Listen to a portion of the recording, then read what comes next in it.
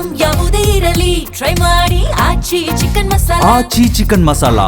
ಪಾಕಿಸ್ತಾನದಲ್ಲಿ ಮತ್ತೆ ಅಟ್ಟಹಾಸವನ್ನ ಮೆರೆದಿದ್ದಾರೆ BLA ಭಯೋತ್ಪಾದಕರು.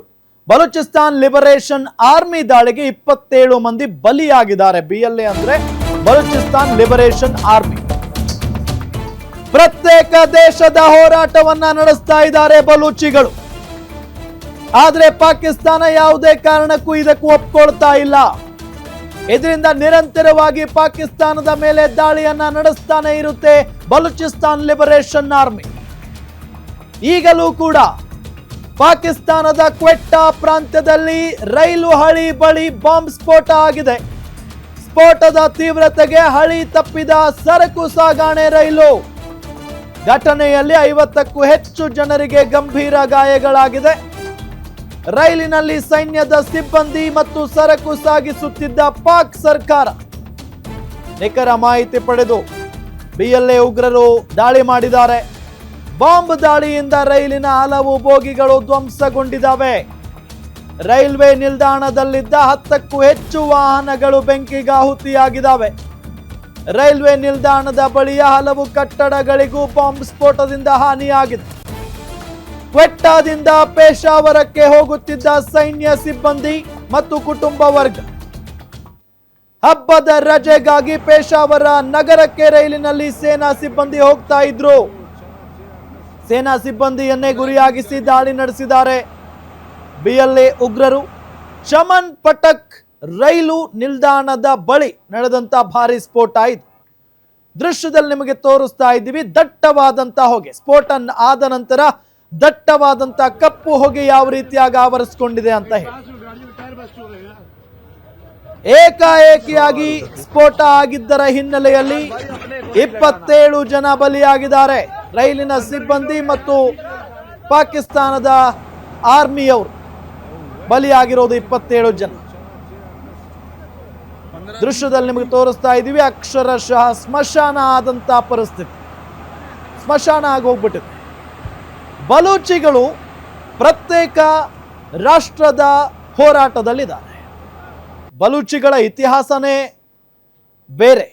ನಮಗೆ ಪಾಕಿಸ್ತಾನದಲ್ಲಿ ಇರೋದಕ್ಕಿಷ್ಟ ಇಲ್ಲ. ನಮಗೆ ಸಪರೇಟ್ ಆದಂತ ಒಂದು ದೇಶ ಬೇಕು. ಪಾಕಿಸ್ತಾನಕ್ಕೂ ನಮಗೂ ಸಂಬಂಧ ಇಲ್ಲ. ಪಾಕಿಸ್ತಾನದ ನಿಯಮಾವಳಿಗಳಿಗೆ ತಕ್ಕಂತೆ ನಾವು ಬದುಕೋದಕ್ಕೆ ಇಷ್ಟಪಡಲ್ಲ. ರೈಲಿಗೆ ಡಿಕ್ಕಿ ಹೊಡೆದ ಸ್ಫೋಟಕ ತುಂಬಿದ್ದ ಕಾರು. ಬಲೂಚಿಸ್ತಾನದಿಂದ ಹೊರಟಿದ್ದ ಸೈನಿಕರನ್ನೇ ಗುರಿಯಾಗಿಸಿ ದಾಳಿಯನ್ನ ಮಾಡಲಾಯಿತು. ಸೈನಿಕರಿದ್ದ ಬೋಗಿಯನ್ನೇ ಗುರಿಯಾಗಿಸಿ ರೈಲಿಗೆ ಕಾರು ಗುದ್ದಿತ್ತು. ಪಾಕ್ ಸೈನಿಕರ ಮೇಲೆ BLA ಆತ್ಮಾಹುತಿ ದಾಳಿಯನ್ನ ನಡೆಸಿದೆ. ಆತ್ಮಾಹುತಿ ದಾಳಿ ಇದು. ರೈಲು ಹೊರಟಿತ್ತು. ಆ ಸಂದರ್ಭದಲ್ಲಿ ಸ್ಫೋಟಕ ತುಂಬಿದ್ದಂತ ಕಾರು ಡಿಕ್ಕಿ ಹೊಡೆದು ಬಿಟ್ಟಿದೆ ಆ ರೈಲಿಗೆ. ಬಲೂಚಿಸ್ತಾನದಿಂದ ಹೊರಟಿದ್ದಂತ ಸೈನಿಕರನ್ನೇ ಗುರಿಯಾಗಿಸಿಕೊಂಡು ದಾಳಿಯನ್ನ ಮಾಡಲಾಗಿದೆ. ಸೈನಿಕರಿದ್ದ ಬೋಗಿಯನ್ನೇ ಗುರಿಯಾಗಿಸಿ ರೈಲಿಗೆ ಕಾರು ಗುದ್ದಿತ್ತು. ಪಾಕ್ ಸೈನಿಕರ ಮೇಲೆ ಬಲೂಚಿಸ್ತಾನ್ ಲಿಬರೇಷನ್ ಆರ್ಮಿ ಆತ್ಮಾಹುತಿ ದಾಳಿಯನ್ನ ನಡೆಸಿದೆ. ದೊಡ್ಡ ಮಟ್ಟದ ದಾಳಿ. ನಿಮಗೆ AI ದೃಶ್ಯವನ್ನ ತೋರಿಸ್ತಾ ಇದ್ದೀವಿ. ಹೆಂಗಾಯ್ತು, ಯಾವ ರೀತಿಯಾಗಿ ದಾಳಿ ಆಗಿದೆ ಅನ್ನೋದನ್ನ AI ದೃಶ್ಯದ ಮೂಲಕ ನಿಮಗೆ ತೋರಿಸ್ತಾ ಇದ್ದೀವಿ. ನಾವು ಎಡಭಾಗದ ದೃಶ್ಯವನ್ನ ನಿಮಗೆ ನೋಡಬಹುದು. ಇದೇ ವಿಚಾರಕ್ಕೆ ಸಂಬಂಧಪಟ್ಟಂತೆ ಡೀಟೇಲ್ಸ್ ಕೊಡ್ತಾರೆ ನಮ್ಮ digital editor Dileep. News desk ಇಂದ ನೇರ ಸಂಪರ್ಕದಲ್ಲಿ ಜಾಯಿನ್ ಆಗಿದ್ದಾರೆ. ದಿಲೀಪ್, ಎಷ್ಟು ಗಂಟೆಗೆ ಈ ಒಂದು ಘಟನೆ ಆಗಿರೋದು, ಜೊತೆಗೆ ಏನೆಲ್ಲ ಅನಾಹುತ ಆಗಿದೆ, ಯಾವ ಕಾರಣಕ್ಕೆ ಈ ರೀತಿಯಾದಂಥ ದಾಳಿ ಪದೇ ಪದೇ ನಡೀತಾ ಇದೆ ಅಲ್ಲಿ ಅಂತ? ರಾಮ್, ಇವತ್ತು ಬೆಳಗಿನ ಹೊತ್ತಿನಲ್ಲಿ ನಡೆದಿರುವಂಥ ಘಟನೆ ಇದು. ಬೆಳಗ್ಗೆ 9 ಗಂಟೆ ಸುಮಾರಿಗೆ ಈ ಒಂದು ಘಟನೆಯನ್ನು ನೋಡಿದ್ರೆ ಭಾರತದಲ್ಲಿ ಏನೊಂದು ಉಗ್ರರ ದಾಳಿ ನಡೀತು, ಅದರಲ್ಲೂ ಪುಲ್ವಾಮಾ ದಾಳಿ ನಡೀತು. ಆ ಪುಲ್ವಾಮಾ ದಾಳಿ ನೆನಪಾಗುತ್ತೆ. CRPF ಯೋಧರು ಪುಲ್ವಾಮಾದಲ್ಲಿ ಹೋಗ್ತಿರೋಂಥ ಸಂದರ್ಭದಲ್ಲಿ CRPF ಯೋಧರ ಒಂದು ಬಸ್ನ ಮೇಲೆ ಇದೇ ರೀತಿಯಾಗಿರೋಂಥ ಸ್ಫೋಟಕ ತುಂಬಿದ್ದ ಕಾರನ್ನ ತಗೊಂಬಂದಂಥ ಉಗ್ರರು ದಾಳಿ ನಡೆಸಿ 40ಕ್ಕೂ ಹೆಚ್ಚು CRPF ಯೋಧರ ಸಾವಿಗೆ ಕಾರಣರಾಗಿದ್ದರು.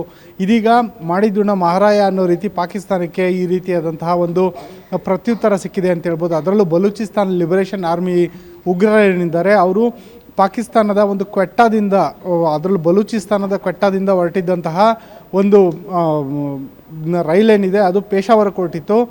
ಇದಕ್ಕೆ ಒಂದು ಹಬ್ಬದ ಒಂದು ಸಂಭ್ರಮಕ್ಕೋಸ್ಕರ ಇವೆಲ್ಲ ಸೈನಿಕರು ತಮ್ಮ ಕುಟುಂಬ ಸಮೇತರಾಗಿ ಪೇಶಾವರಕ್ಕೆ ಹೋಗ್ತಾ ಇದ್ರು. ಇಂಥ ಸಂದರ್ಭದಲ್ಲಿ ರೈಲ್ವೆ ನಿಲ್ದಾಣದ ಬಳಿ ರೈಲು ನಿಧಾನವಾಗಿ ಸಾಗುತ್ತಿರುವಂಥ ಸಂದರ್ಭದಲ್ಲಿ ಸೈನಿಕರು ಇರುವಂಥ ಬೋಗಿಯನ್ನೇ ಗುರಿಯಾಗಿಸಿ ಒಂದು ಸ್ಫೋಟಕ ತುಂಬಿದ್ದಂಥ ಕಾರು ಡಿಕ್ಕಿ ಹೊಡೆದಿದೆ. ಈ ಸಂದರ್ಭದಲ್ಲಿ ಸುಮಾರು 3-4 ಬೋಗಿಗಳು ಸಂಪೂರ್ಣವಾಗಿ ಭಸ್ಮವಾಗಿದ್ದಾವೆ. ಕಾರ್ನಲ್ಲಿ ಭಾರಿ ಪ್ರಮಾಣದ ಸ್ಫೋಟಕ ತುಂಬಲಾಗಿತ್ತು. ಹೀಗಾಗಿ ಇಡೀ ರೈಲು ಹಳಿ ತಪ್ಪಿದೆ.